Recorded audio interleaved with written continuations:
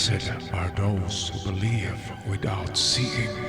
John 20, verse 29. Magandang buhay mga katiyats. Welcome back sa ating treasure marker analysis. At meron tayong natanggap dito na dalawang magkaibang may-ari na mga marker na ang signs niya ay guhit at mga dots. At maganda rin ito dahil ito'y marker ng mga giveaways. Pero bago tayo magpatuloy, of course, shout out muna tayo. Shout out tayo kina Ramster Volume. Shout out din kay Yolanda Galang, kay Lynn Marinduque, Tating Naliman Salay. Shout out kay Zafiro watching from Honrado.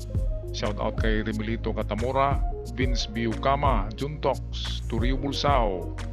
Shout out din kay Jonathan Bisaya, kay Marco Hunculada, User XG8, kay Julieta Tabuklaon, kay Will Yenaldo, Lupi Marino. Shout out kay Ronnie, kay Aidon Narbaez, kay User XG8, and lastly shout out kay Tufisto Dio Cades. At sa mga hindi nabanggit na pangalan, shout out sa lahat. Tayo na ngayon magpatuloy sa ating partial analysis. Magandang buhay at magandang oras mga katiyats. Meron tayong dalawang marker dito, isang simple marker at isang komplikado. Ito. Ngayon, unahin muna natin ang simple marker kasi madaling maintindihan to. Okay, so merong dalawang dots. Ngayon, alam natin na legit yan kasi magkapareho ang itsura ng mga dots. Okay, so background muna tayo. Okay, kapag ganyan, kunin muna natin ang ang pinaka basic niya. So kung ganito, dot yan at may linya sa baba, ang kahulugan niya ay treasure dito sa harapan niya or sa baba niya. Ngayon, kung ang dot ay nasa baba, ang item ay nasa likod ng bato or nasa itaas sa norte. Kagaya nito, ang item niyan ay doon.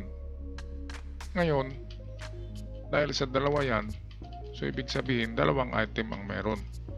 So ang item ay meron dito at meron dito. Ngayon, tingnan nyo muna kung ganito bang hugis ng bato at sa kabila ay ganito rin. At kapag ganyan na may matulis na parte, so yan ang nagbigay ng direksyon na itong linya, ang linya na yan ay diretso yan papunta rito. Ganon din ito. Ngayon, ang paghanap niyan, kung ganyan yan, ay 5 meters or 1 pole. Ang 1 pole, kaya palagi 5 meters ang sinasabi natin kapag may dot. Kasi ang pinaka-common na distance ng hapon ay 1 pole. Ang 1 pole, unit nila yan sa pagbaon, ay mahabang kahoy yan na pinutol nila na mayroong sukat na 5 meters. So ang 1 pole is 5 meters. Kaya palagi natin sinabi na 5 meters ang magandang distansya kasi yan ay 1 pole. At lalo na kapag mga dot ang sign, ayan ay 5 meters. At kung malaki-laking dot, ay pwedeng dyan lang sa treasure on the spot ang malaking dot, katulad ng ganyang kalaki. So pwedeng treasure under, pwedeng treasure in front on the spot kapag malalaki na. Pero kapag ganito, malayo-layo yan kapag maliliit. Baliktad, di ba? Kasi baliktad ang hapon bigay ng mga kahulugan. Kaya hindi natin matagpuan kasi baliktad.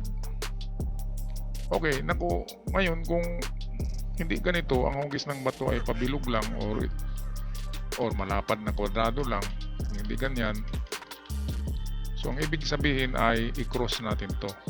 So cross natin ng dalawang dot, i-cross natin sa linya, ganyan. And then mag-proceed tayo dito ng 1 pole or 5 meters at maghukay tayo dito. Test dig lang ng 2 meters.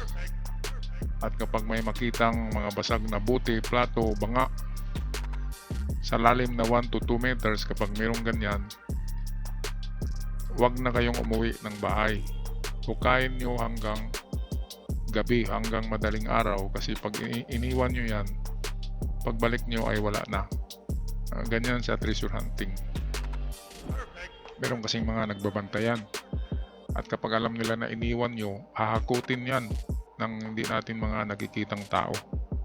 Hindi pala tao, elemento. Okay, so kung anong ginawa natin dito ay ganun din ang gawin natin dito sa kabila. 1 pole, 5 meters. Okay, at test dig din tayo. Ganun din na lalim, 2 meters deep ang test dig. So yan ang aking analysis sa ito. Simple kasi ito. At sana makatsamba kayo dyan mga ka-TX. At i-detect nyo pala ang mga tinuturo ko nito. Itong mga to ng mga test dig. I-detect nyo muna sa inyong gamit. Kahit anong gamit. Kahit aurameter, pendulum, dowsing. At kapag may detection, tama tayo. Okay, punta tayo sa pangalawa. Komplikado na ito. So huminga muna kayo mga ka-TX, napaka-komplikado. Paano ba natin sundan? Saan ba dyan ang pinaka-reference line natin para sa direksyon? Kasi 3 guhit, di ba?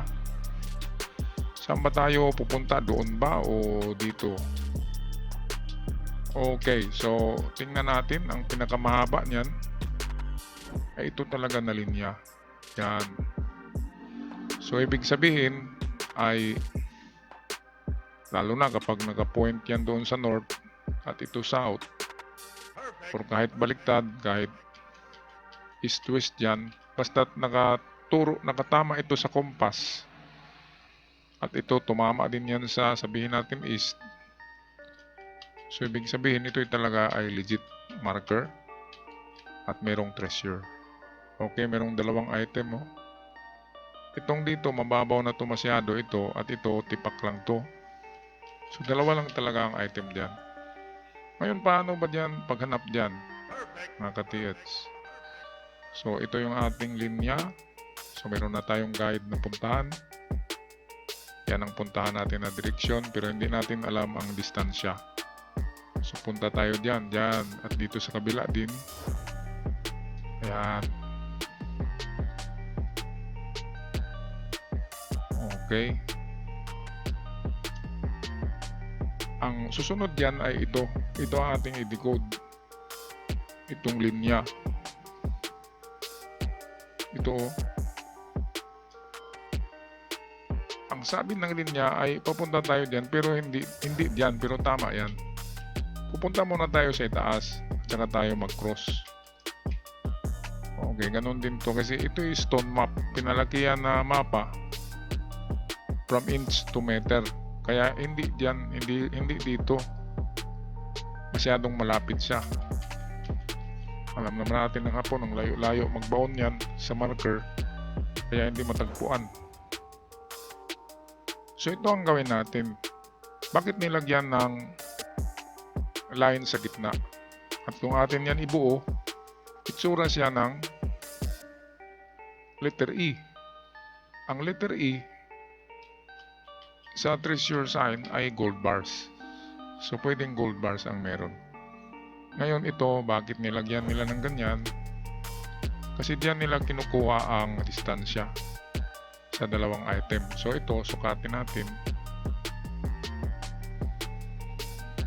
Sukatin natin ito. Yan. Sabihin natin 5 inches yan. So punta tayo dito ng 5 inches dito. Ito. 5 inches sa actual is 5 meters. So ito ay 5 meters. At bago tayo mag-cross, papunta rito. At ito naman ang sukatin natin ito. Ang layo niyan. Ang layo ng dot sa linya. Okay, sukatin natin yan. Okay, sabihin natin 6 inches yan. So 6 meters. Punta tayo dito ng 6. 6 meters. Diyan na tayo mag-test dig. So itong 6 meters dito ay ito yon sa stone map. pero sa actual ay malayo na. Ngayon itong distansya dito, yan ay given dito. Kaya magtaka tayo bakit nilagyan nila ng guhit sa gitna. Kasi dito naman sa kabila, ito naman ang kanyang layo. So yan ay maiksi, sabihin natin 3 inches lang to. So 3 meters ang layo. So punta tayo dito ng 3 meters. Ayan, so 3 meters yan. Tsaka tayo magpapunta rito. At ito naman ang sukatin natin dahil sa malayo yan kaysa itong sa itaas. So ibig sabihin dubli yung layo. Nasa 12 meters ito kumpara dito sa kabila. So 12 meters dito yan. At kung makita nyo dito, mas malapit nga itong bilog, itong dot, at ito ay malayo, itong pangalawa. So ito na yon. So sa estimated 12 meters distance, test dig tayo. So kung napansin nyo ay malaking letter E na yan. Itong ginawa natin, no, nakaganyan, no, E. Diba? At itong gitna ang reference. Malaking E yan. Okay, para maniwala kayo at makasigurado, kunin nyo ang inyong mga job wand at i-detect nyo ito na area. I-detect nyo rin ito 6 meters papuntang norte pero lumiko ka sa east dahil yun ang sabi dito. At ganoon din itong dito sa baba ay pumunta ka ng 3 meters lang sa south bago pumunta sa east balik, pero medyo malayo siya dahil dito. So yan, kapag na-detect nyo yan ng itong dalawa, na-detect nyo ito ng inyong kagamitan, kahit scanner, i-scan nyo kapag mayroong na-scan. So dyan, tama tayo sa ating decoding.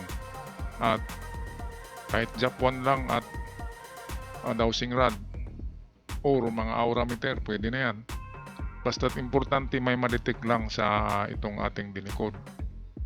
At kapag ang detection ay medyo may distansya konti, so baka nagkamali lang tayo konti din. Pero yan lang ang aking pag-analyze dyan, mga ka-TH. Napaka-komplikado kasi ng stone map na yan. Okay, pero yan ang mga nakuha ko yan sa mga basics. Yung tulad kanina, yun ay basics. Ito ay komplikado. Pero ganun pa rin ang style sa pag-decode yan. Okay, so ako'y magpaalam na. Maraming salamat. God bless us all. At sana makajakpat kayo dyan. Hanggang sa muli mga ka-TH. Paalam.